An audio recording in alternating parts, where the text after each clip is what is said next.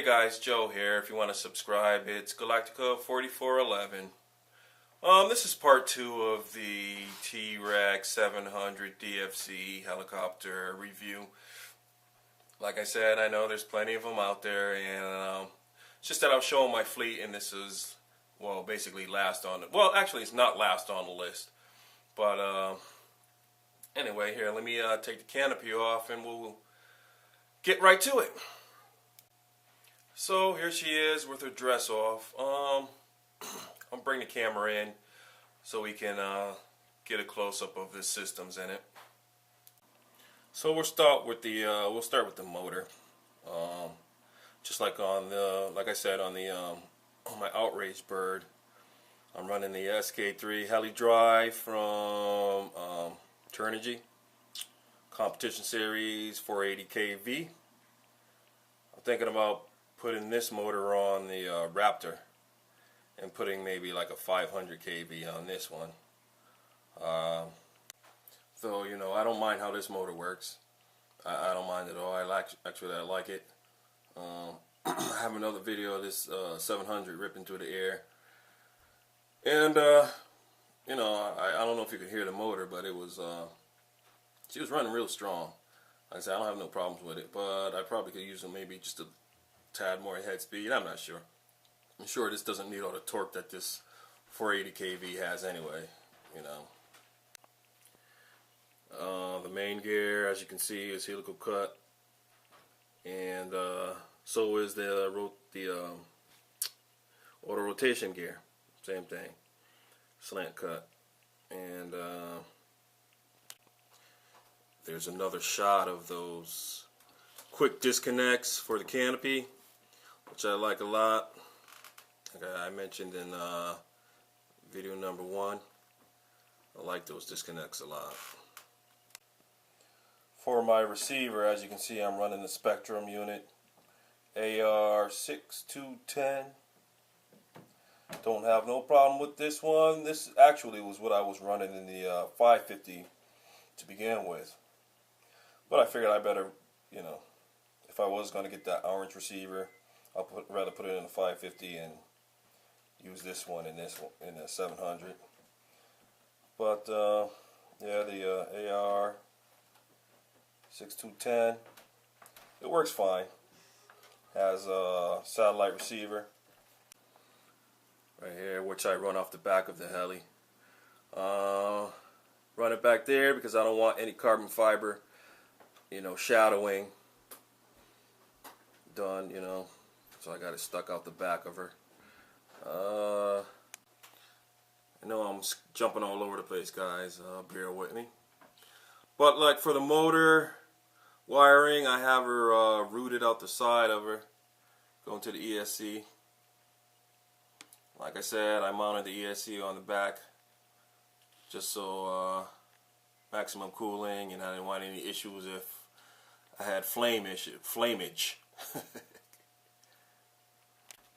Also, once again, you can see I run my servo wires, leads, whatever you want to call them, in that black wire loom. Like I said, it makes the wires disappear. You don't see wires, you know, they don't look so here I am-ish. You know what I mean? And once again, I'm running the Castle Creations BEC Pro. You know, I just can't remember what I have it programmed for. I keep saying like 6.2 or 6.5. It may be even just 6 volts. I just can't remember. I should have looked it up.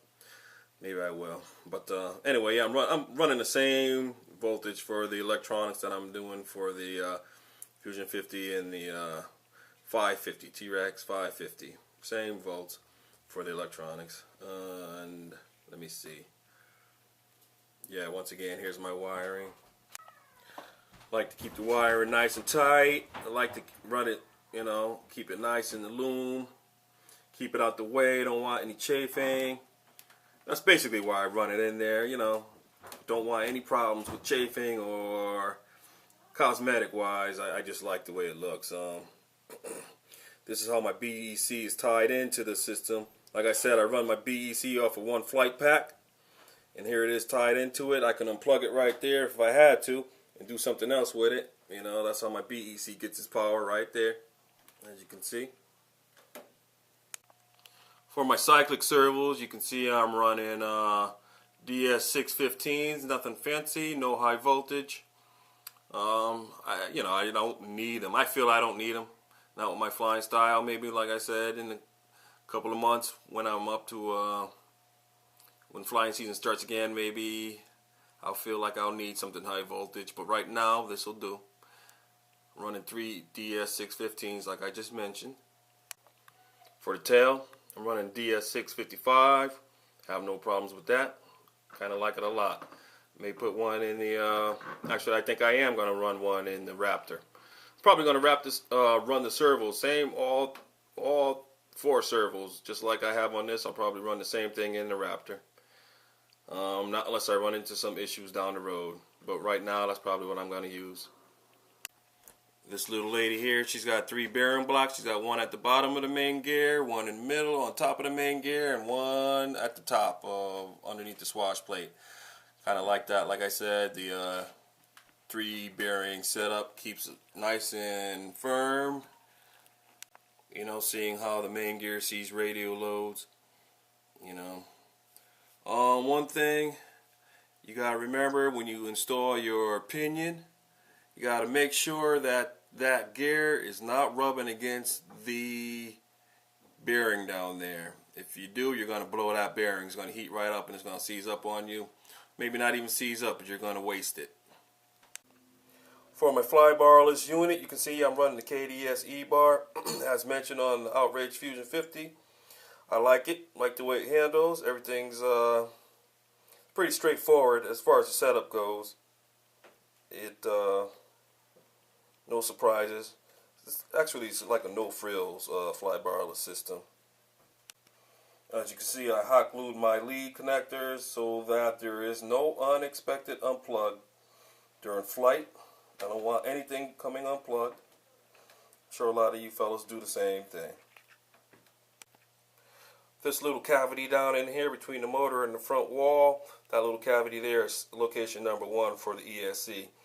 So tucked up under there, like if that thing caught on fire, you're going to get some damage done to the fly barless unit and to the motor. Not to mention to the canopy, because you probably couldn't get it off in time. My ESC, this is the way I have it run. I have it routed, the leads going between, or going on the outside of the tail boom. I have a plug under there, EC5, where it's plugged into another Y connector down there. Y connector with the black and the red lead tied together underneath in case I have to disconnect it for any reason. I do have that option. One side of the Y connector comes out the right side of the helicopter, and the other half of the Y connector obviously comes out the left side of the helicopter. We already saw this where my BEC is tied into. I do like the way Align made a plate for the bottom. They made it aluminum, but Align is, I think they should have had it spelled the other way so that when it was on the plate and it does a flyby on a sign, you can at least see that it says Align. I don't know, maybe I have my plate on backwards. Maybe someone could tell me. But it does seem like this plate is directional.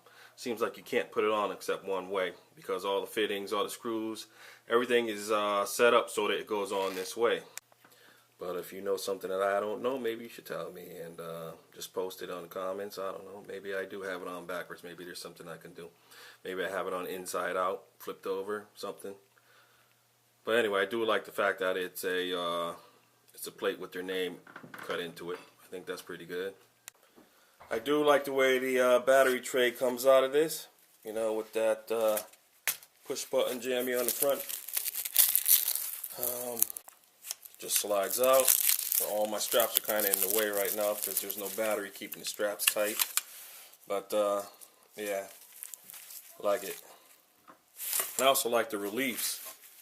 The reliefs that they have cut, these plastic reliefs so that the wires can go through on your battery with no problem. I like that.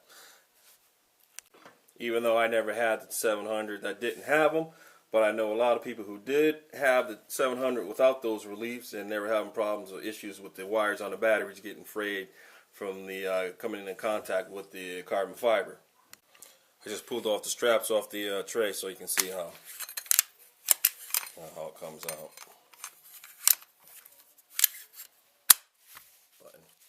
releases it. Spring-loaded button. So anyway, there you have it, guys. It's the T-Rex 700 DFC.